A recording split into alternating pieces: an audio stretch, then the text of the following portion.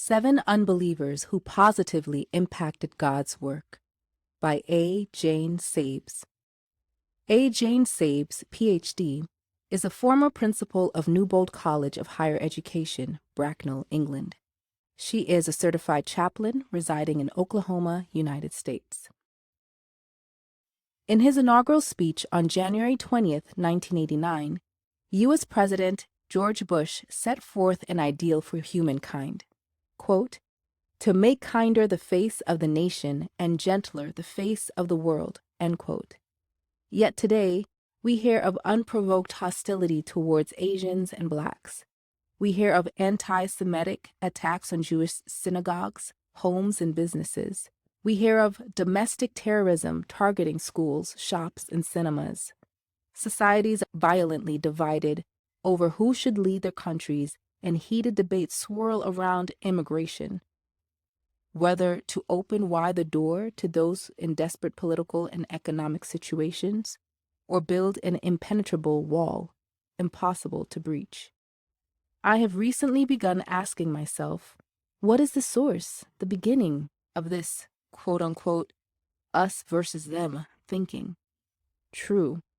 2 Timothy 3 verses 1 through 5 predicts, "There will be terrible times in the last days. People will be lovers of themselves, lovers of money, boastful, proud, abusive, disobedient to their parents, ungrateful, unholy, without love, unforgiving, slanderous, without self-control, brutal, not lovers of the good, treacherous, rash, conceited, lovers of pleasure rather than lovers of God, having a form of godliness, but denying its power."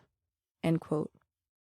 But I've also come to believe that labeling an individual or a group that is different from ourselves reduces our humanity. Permit me to employ just one example where we, as followers of Christ, may be contributing to this less than human reactions of today. How do you and I refer to individuals who have not yet encountered that loving relationship with the Lord that we so thoroughly enjoy? Don't we label them unbelievers, sinners, the lost, Gentiles, infidels, and the worldly? Yet the Bible peels back those damaging labels by introducing us to multiple unbelievers, quote unquote, to whom we, God's followers, owe a debt of gratitude. 2 Chronicles 9 relates the story of the Queen of Sheba traveling a great distance to confirm the many amazing reports she has received regarding Israel. She finds a vibrant, healthy citizenry as a result of their faithfully following the principles set forth by their God. She's equally impressed by these highly educated people, with 12 tribes who cooperate rather than conflict among themselves. She meets a king who holds the happiness of the people in higher regard than building up his own wealth and ease. She observes reverent and holy worship services to their God, which is absent of the immoral debauchery associated with foreign gods. After months of study, observations, and interviews, this foreign queen, who had not previously been introduced to God, declares, quote, "Praise be to the Lord your God, who has delighted in you and placed you on his throne as king to rule for the Lord your God." End quote. Now, one would naturally expect such praise from a believer, but not from an unbeliever. We find similar declarations of God's greatness repeated 3 times by another world leader, King Nebuchadnezzar. In Daniel 2, the king extols Daniel's God for having given Daniel the insight to interpret the king's dream when the wise men of the kingdom failed to do so. Quote, "The king said to Daniel, 'Surely your God is the God of gods and the Lord of kings and a revealer of mysteries.'" End quote. In Daniel 3, we find King Nebuchadnezzar angry with 3 young Hebrews who refused to bow down to a golden image constructed by the king in his own image. He mandates them to a blazing hot furnace, but is amazed when they appear untouched by the flames. Calling them from the furnace, the king declares, quote, "Praise be to the God of Shadrach, Meshach, and Abednego, who has sent his angel and rescued his servants." they trusted in him and defied the king's command and were willing to give up their lives, rather than serve or worship any god except for their own God. Therefore I decree that the people of any nation or language who say anything against the God of Shadrach, Meshach, and Abednego be cut into pieces, and their houses be turned into piles of rubble, for no other God can save in this way." End quote. Finally, having had a personal encounter with the God of heaven and been convinced, King Nebuchadnezzar makes this emphatic declaration in Daniel 4:34. Quote, "I, Nebuchadnezzar, raised my eyes toward heaven, and my sanity was restored. Then I praised the Most High. I honored and glorified him who lives forever." End quote. The queen from Sheba and King Nebuchadnezzar of Babylon were both considered to be unbelievers, yet drew attention to the greatness and glory of God. We find another world leader, King Artaxerxes, not extolling God, but rather rendering service to God's people.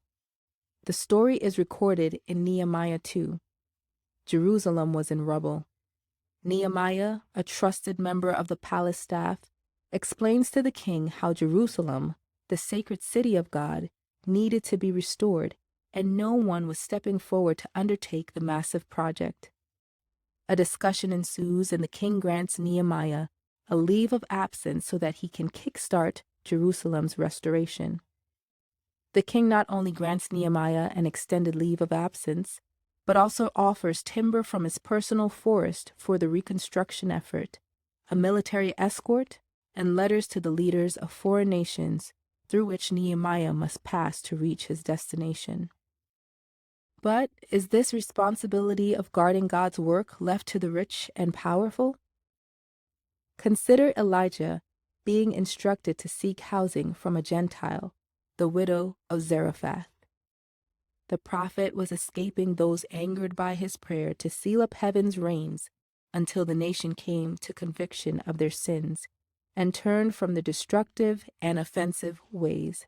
While the story is recorded in 1 Kings 17, verses 9 through 16, the very best summary of the story is offered by Christ in Luke chapter 4, verse 25 and 26. Jesus said to the crowd, quote, "There were many widows in Israel in Elijah's time, when the sky was shut for 3.5 years, and there was a severe famine throughout the land. Yet Elijah was not sent to any of them." We cannot forget Rahab, a prostitute by trade, who provided physical protection to the Israelites coming to assess Jericho's military weak points prior to attacking. Not only did this quote-unquote lady of the night shelter the two men, but she advised them how to leave the city undetected and further sent them off with this most heartening message. Quote, "Before the spies lay down for the night, she went up on the roof and said to them, 'I know that the Lord has given this land to you, and that a great fear of you has fallen on us, so that all who live in this country are melting in fear because of you. We have heard how the Lord dried up the water of the Red Sea for you when you came out of Egypt, and what you did to Sihon and Og, the two kings of the Amorites, east of the Jordan, whom you completely destroyed. When we heard of it, our hearts melted and everyone's courage failed because of you. For the Lord your God is God in heaven above and on earth below." End quote. Another individual whom one might not think to include in this grouping of idol worshippers, who nonetheless assumed a vital part of God's plan to save people and nations, is Potiphar. This captain of the guard purchased Joseph from the Ishmaelites and took the 17-year-old youth into his home. During the years that Joseph served in this household, Potiphar taught the lad the Egyptian language, customs, and culture. And due to Potiphar's governmental position, Joseph was afforded multiple occasions to meet other high-ranking officials. And of course, Scripture informs us that this young slave became so trusted that he was given ever-increasing administrative responsibilities, all of which would prepare Joseph to someday comfortably assume the position of prime minister. There are other examples of non-followers of God serving respectably in God's cause. The last individual we will encounter is the Ephesian city clerk. Acts chapter 19, verses 23 to 41 details the worries of the idol makers as the Apostle Paul and other members of the Way introduced the city to the one true God. This inflamed Demetrius, a local silversmith, who inflamed his fellow craftsmen, which ultimately led to a riot, murderous threats to the believers, and a 2-hour chant of, quote-unquote, "Great is Artemis of the Ephesians." The entire city was in an uproar, but eventually, quote, the city clerk quieted the crowd and said, "Men of Ephesus, doesn't all the world know that the city of Ephesus is the guardian of the temple of the great Artemis and of her image which fell from heaven? Therefore, since these facts are undeniable, you ought to be quiet and not do anything rash. You have brought these men here, though they have neither robbed temples nor blasphemed our goddess. If then Demetrius and his fellow craftsmen have a grievance against anybody, the courts are open, and there are proconsuls. They can press charges. If there is anything further you want to bring up, it must be settled in a legal assembly. As it is, we are in danger of being charged with rioting because of today's events. In that case, we would not be able to account for this commotion, since there is no reason for it." After he had said this, he dismissed the assembly. End quote. So, from the intervention of these 7 unbelievers, quote-unquote, what might we conclude? First, labeling others is wrong. It is counterproductive. It is unchristlike.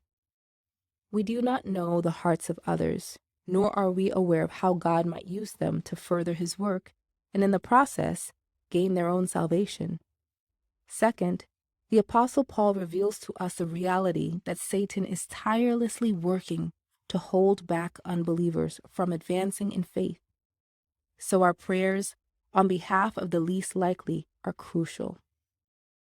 And finally, the Apostle Paul, a specialist in reaching Gentiles with good news, admonishes us to avoid giving offense to anyone. We are called to embrace, not embarrass, to run to, not run from, to break down walls, not build them up. Paul's message is to Corinthian and contemporary believers. Quote, "Do not cause anyone to stumble, whether Jews, Greeks, or the Church of God, even as I try to please everybody in every way, for I am not seeking my own good, but the good of many, so that they may be saved." End quote. For bibliographical and biblical references on this article, and for much more content for pastors and church leaders, please visit ministrymagazine.org.